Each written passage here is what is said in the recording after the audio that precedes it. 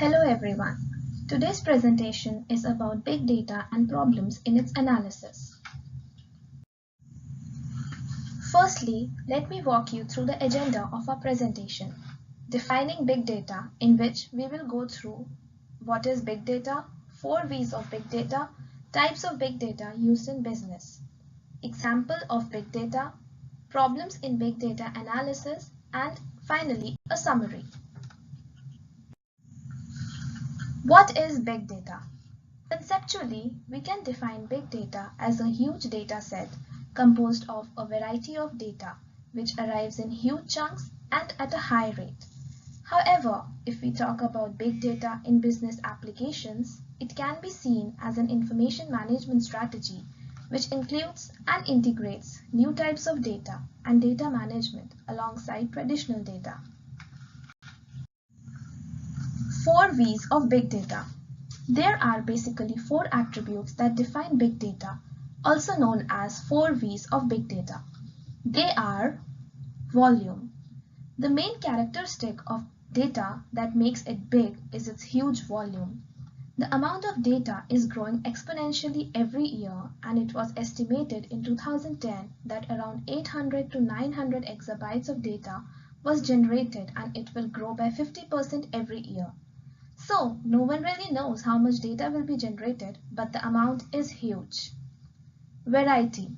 Variety refers to many sources and types of data, whether structured or unstructured.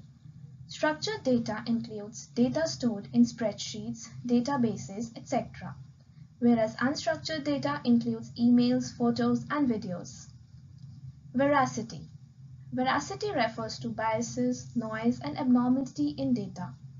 It is believed to be the biggest challenge when analyzing big data, as we need to be sure that the data being stored and mined is meaningful for our analysis.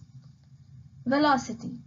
Velocity refers to the pace at which data flows in from sources like business processes, machines, networks, and human interaction with things like social media sites, mobile devices, etc. 5 forms of big data analytics. Types of big data used in business. Retrospective. This is the traditional form of business reporting that simply answers the business question, what is the reason of our data analysis? Diagnostic. Diagnostic analysis looks at past performance to understand what happened and why. Businesses use this type of analysis to complete root cause analysis and uncover patterns in their business processes.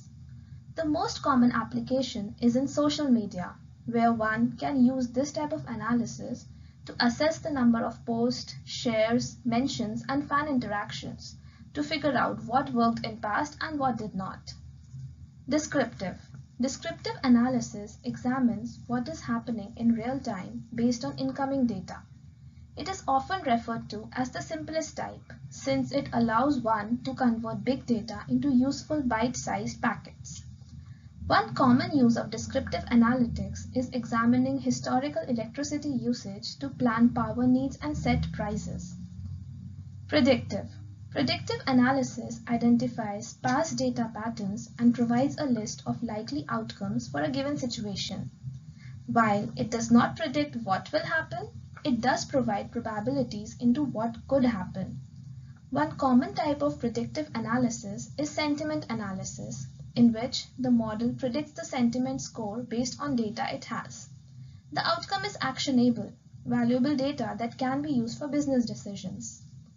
Prescriptive. Prescriptive analysis reveals actions that should be taken and provides recommendations for next steps, letting one answer the business questions in a focused manner. It goes beyond predictive data analytics since it recommends multiple courses of action with likely outcomes of each decision. So, a prescriptive model is also, by definition, a predictive one.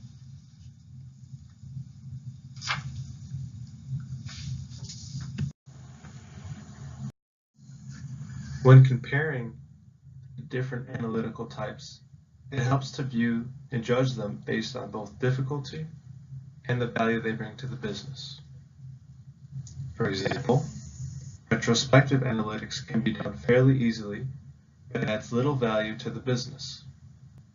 On the other hand, predictive and prescriptive analytic types, also known as foresight, are more difficult to conduct, but are of greater value to the business in comparison to retrospective analytic types.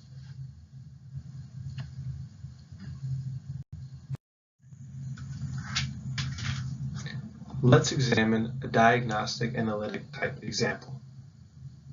Every patient has their own electronic health record, abbreviated as EHR. Similar to sharing information through email, EHRs allow doctors from around the world to safely share their patients' data with other doctors. At the same time, EHRs ensure the health history of each patient is not only available to them in the present, but is also available to others in the future. Specifically, the availability of EHRs will help doctors diagnose generational diseases amongst family members. However, these analytical types come with grave concerns. As the quote below expresses, we can now make catastrophic miscalculations in nanoseconds and broadcast them universally.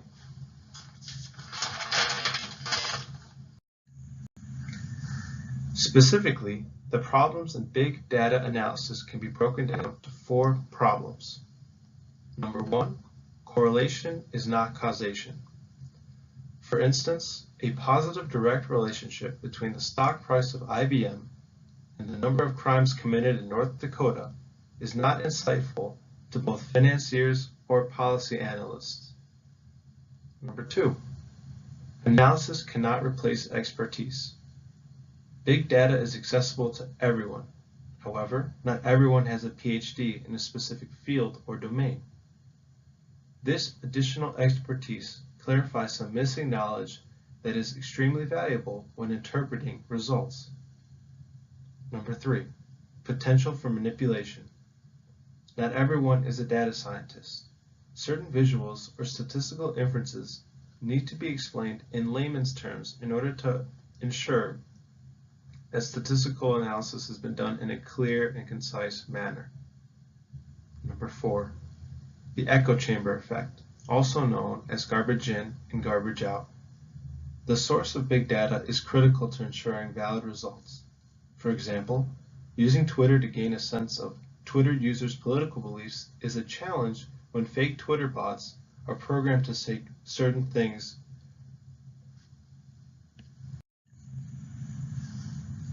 In summary, big data is an information management strategy. It has the potential to offer prescriptive analysis, allowing the user to translate knowledge into an action which will influence the future.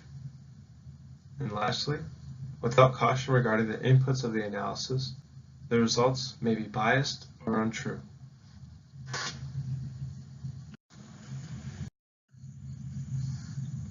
Thank you for listening to our presentation.